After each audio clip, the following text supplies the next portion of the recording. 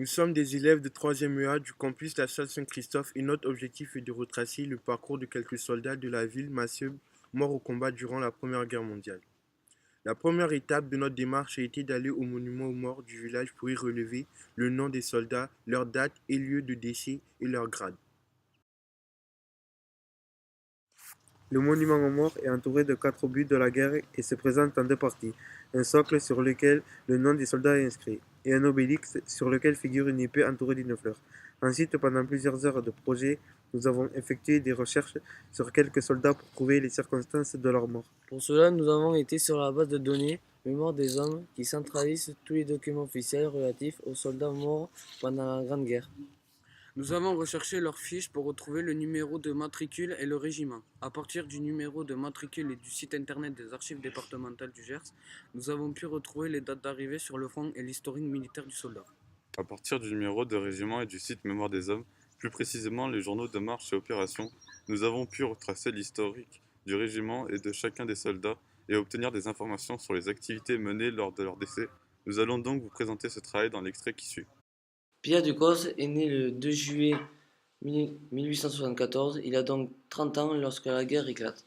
Il a les sourcils bruns, les yeux châtains, le front ordinaire, le nez moyen, la bouche moyenne, le menton rond, le visage ovale et il mesure 1,65 m. Il a rejoint le 23e régiment d'infanterie le 3 août 1914 et a accompli une première période d'exercice dans le 23e régiment d'artillerie. Du 26 octobre au 22 novembre 1908, il est passé dans l'armée territoriale le 1er octobre 1916. Il est décédé d'une maladie, une grippe compliquée d'une bronchopneumonie en septembre 1918 à l'hôpital mixte de Châtellerault. Joseph-François Urbain Sabardan est né le 22 janvier 1887. Il est donc de la classe 1907. Il est soldat de deuxième classe et appartient au 288e régiment d'infanterie. Sur son registre militaire, nous pouvons lire la citation suivante. Brave soldat tombé pour la France le 12 juillet 1918. Médaillé militaire à titre posthume, croix de guerre avec étoile de bronze.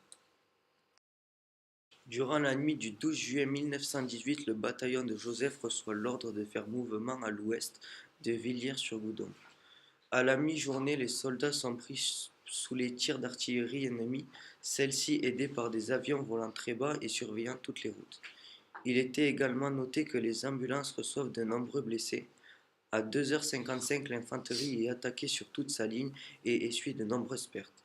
Les combats se poursuivent sur le reste de la journée, la nuit et les jours suivants, au moins jusqu'au 21 juillet, avec la même intensité.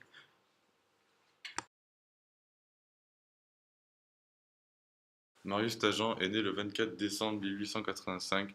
Il a les sourcils bruns, les yeux châtains, le front bas, le nez long, une bouche moyenne et un menton rond, le visage ovale et mesure 1,66 m. Il appartient au 283e régiment d'infanterie et est décédé le 15 juin 1918 à Fayelles, dans l'Oise. Durant ce mois de juin, les soldats du 283e doivent essuyer des actions d'artillerie violentes.